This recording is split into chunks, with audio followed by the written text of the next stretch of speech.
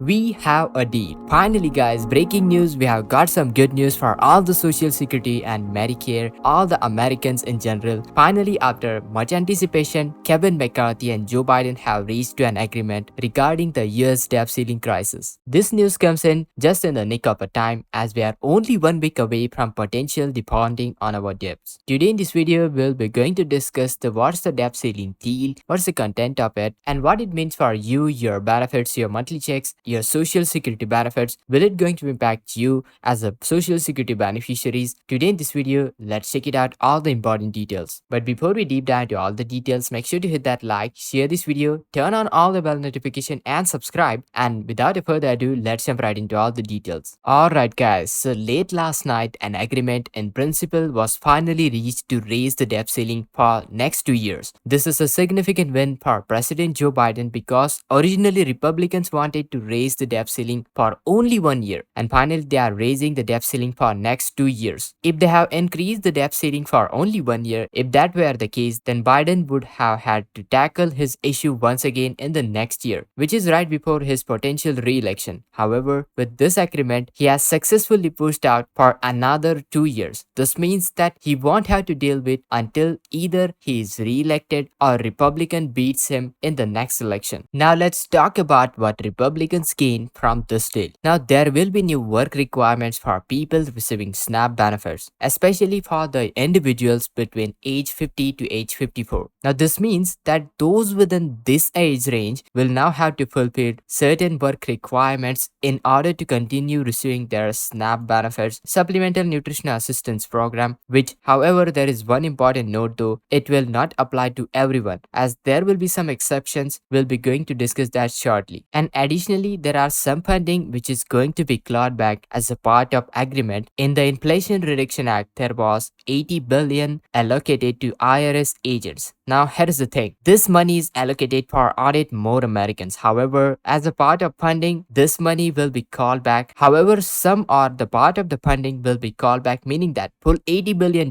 will be not spent on IRS, and furthermore, there will be callback of the unspent money right here into the COVID-19 funding, which was allocated during the pandemic. This is aspect of the agreement as it is seen as a win-win for Republicans. According to the CNN, the White House and House of Republicans have struck an agreement in principle to raise the debt ceiling. Speaker of the House Kevin McCarthy confirmed this on Saturday, moving the nation one step away from historical default. The agreement was reached by President Joe Biden and McCarthy during a phone call. However, both leaders now face the challenge of selling this deal to their respective allies in the Congress. Now, it's very important to note that Republicans control the House while Democrats control the Senate. Deal must be passed before the June 5th, as the Treasury Secretary Janet Yellen has indicated that US will no longer able to pay its bills beyond the June 5th. So given the tight timeline, it is expected that House of Republicans will return from their Memorial Day recess on Tuesday, with voting onto the bill taking place right here onto the Wednesday. According to the current rules, lawmakers should have at least 3 days to review the bill. Assuming that bill is written today, we'll have Sunday, Monday and Tuesday to read it before voting on Wednesday. However, there is still possibility that voting may be pushed back onto Thursday if the more time is needed to review the bill, changes, any sort of amendments, changes. Now once it passes through the House, it will go through the Senate and potentially right here into the Friday, this bill will be signed into law by President Biden over the weekend. The crucial deadline for the entire process is June 5th. While the agreement seems to be promising, it's very important to remember that it's not guaranteed to pass and there are still hurdles to overcome. Now let's take a look at some of the key aspects reported by the CNN. Here is what the debt ceiling deal include. Alright, so firstly, the agreement in principle will raise the debt limit for 2 years and cap non-defense spending to current fiscal year for the levels of 2024. In the fiscal year 2025, there will be 1% increase in the non-defense spending. This aspect of agreements aims to maintain the fiscal responsibility while providing more room for necessary expenditure. Now talking about the SNAP work requirements, the White House made concessions to House of Republicans negotiators. This is as a part of the deal. Food stamp time limits will be phased in for individuals up to age 54, but limits will will sunset in the year 2030. All these changes would be going to end by 2030. Now, it's very important to note that veterans and homeless individuals will be exempted from these limits, and the current work requirements for SNAP, formerly known as Supplemental Nutritional Assistance Program, only apply to certain adults. So currently, able-bodied adults ranging between age of 18 to 49 are able to get the food stamps for 3 months out of every 3 years unless they are employed at least 21 hours a week or meet other criteria. So only to certain adults between age 18 to 49, this agreement with the age requirement will be raised to 54. Unfortunately, there will be no changes into the Medicaid and certain changes to the temporary assistance for needy families, TANF called by Republicans, have been prevented. Now these aspects remains to be unchanged, ensuring that essential assistance programs continue to support those in need. But here is the thing, the current work requirements for the program formerly known as SNAP only apply to certain adults between 18 to 49. However, under the new agreement, the age limit will be raised to 54. This means that individuals between age of 50 to age 54 will now have to fulfill the work requirements to receive their supplemental nutritional assistance SNAP benefits. It's very important to note that this new work requirements will only apply to able-bodied adults without dependents and excluding veterans and homeless individuals. Furthermore, the agreement does not make any Medicaid changes, so that's a good one. Also, speaking about the TANF program, temporary assistance for needy families, those programs are not seeing any sort of changes. The work requirement would not be introduced in the Medicaid and TANF program. This definitely ensures that essential assistance for the program remains to be unchanged to continue support those in need. Now, the negotiations surrounding the new work requirements for certain